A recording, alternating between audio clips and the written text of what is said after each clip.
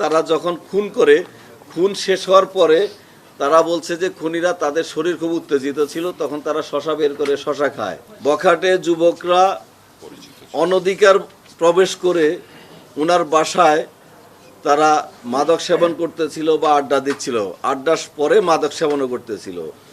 Ganapati sir এটা বাধা দেওয়ার কারণে সেই বখাটে যুবকরা পরিকল্পিতভাবে এবং এরা সবাই একই এলাকার আত্মীয় স্বজন, তারা ওনাকে খুন করে। তারা যারা খুনি, এই খুনি মুগ্ধ এবং সিদ্ধার্থ, এরা গণপতি স্যারকে স্যার বলতেন, গণপতি স্যারের নিহত স্ত্রীকে কাকি ডাকতেন। আর মেয়েটার ব্যাপারে কথা হয়েছে, তার সাথে খুব একটা কথা হতো না। ছোট বাচ্চাটাকে তারা প্রিয়ম নামে ডাকতো এবং খেলাধুলা করতো তাদের ছোট ভাইদের সাথে। এরা সবাই একই এলাকার পাশাপাশি এলাকা। আমরা এই খুনি দুজনেই পেয়েছি, তাদের স্বীকারোক্তি আমাদের দুজনেই অ্যারেস্ট হয়েছে।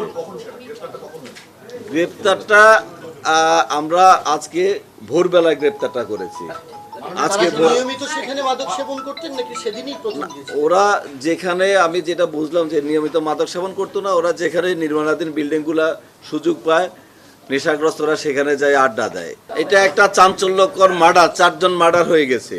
সেখানে আমরা যে কোনো আসামিকে আমরা গ্রেপ্তার দেখানোর ক্ষেত্রে আমরা যথেষ্ট সতর্কতা অবলম্বন করে আমাদেরকে প্রতিটা পদক্ষেপ ফেলতে হবে। এখানে প্রত্যেকটা জিনিস আমরা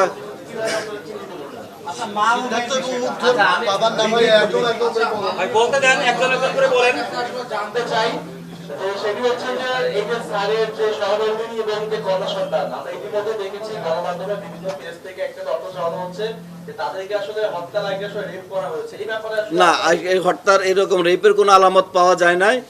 আর উনি যেটা বলছে আমরা কিভাবে তাদেরকে শনাক্ত করেছি, আমরা যে বাসায় ঘটনাটা ঘটে সেখানে আমরা ইয়াবা খাওয়ার আলামত পেয়েছি। তখন আমরা সন্দেহ করি যে যারা ঘটনা ঘটিয়েছে, ঘটনার আগে পর হোক তারা ইয়াবা খেয়েছে।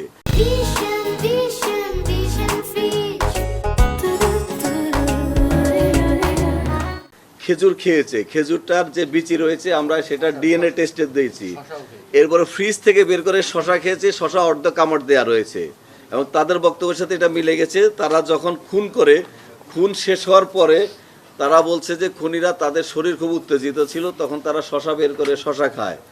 এরপরে তারা গোসল করে। এরপরে একটা চুড়ি পেয়েছি আমরা, একটা চুড়িকে আগুন দিয়ে টেস্ট করানো হয়েছে, এটা গোল্ড নাকি গোল্ড না। তার মানে যে গোল্ডের ব্যাপারে অভিজ্ঞ সেরকম লোক এখানে জড়িত থাকতে পারে।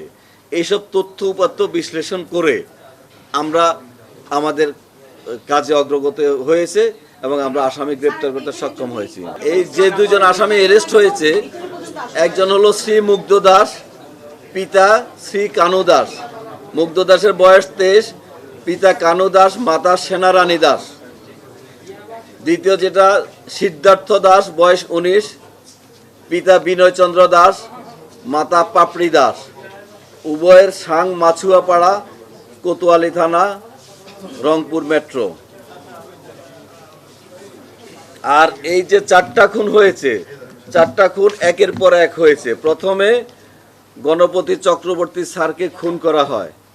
স্যারের শব্দ পেয়ে, স্যারের গঙ্গানি শব্দ পেয়ে স্যারের ওয়াইফ প্রীতিলতা চক্রবর্তী ম্যাডাম যখন যাচ্ছিলেন তখন উনাকে খুন করা হয়।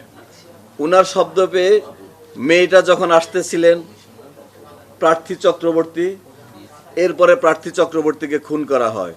সবশেষে ঘুমিয়ে থাকা নিষ্পাপ শিশুটাকে খুন করা হয় এবং খুনগুলা একটার পর একটা করা হয়। আমি আপনাদেরকে এটুকু বলতে পারি, আমাকে যারা চিনেন আস্থা রাখতে পারেন ইনশাল্লাহ।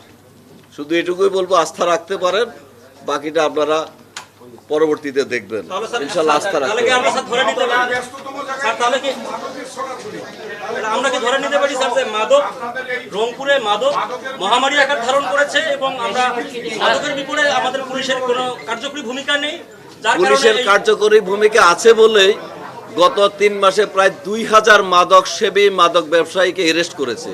2000 মাদক সেবী মাদক ব্যবসায়ীকে অ্যারেস্ট করার ক্ষেত্রে আপনি একটা দেন নাই। এখানে যারা আছেন, আমি এটা আগেও বলছি, এই যে 2000 মাদক সেবীকে অ্যারেস্ট করেছে মাদক ব্যবসায়ীকে পুলিশ, এই মালামাল সহ মাদক সহ এটাই পুলিশের ভূমিকা, নাই বলেন কিভাবে? পুলিশের ভূমিকা আছে।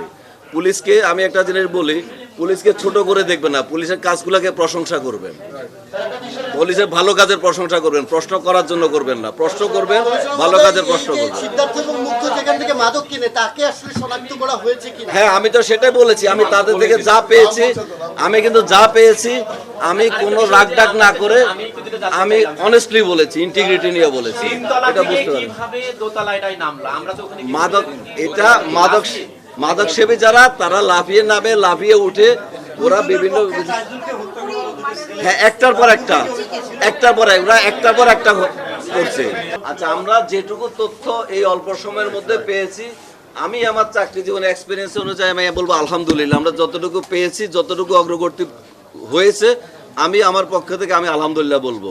এবং আপনাদেরকেও বলবো, আপনারা পুলিশের ভালো কাজগুলোর প্রশংসা করবেন এবং নেগেটিভ কাজের সমালোচনা করবেন। আর লাস্টে এই কথাটা বলবো, আমার উপর আস্থা রাখতে পারেন। ধন্যবাদ সবাই। আমরা প্রশংসা জানাই আপনাদেরকে।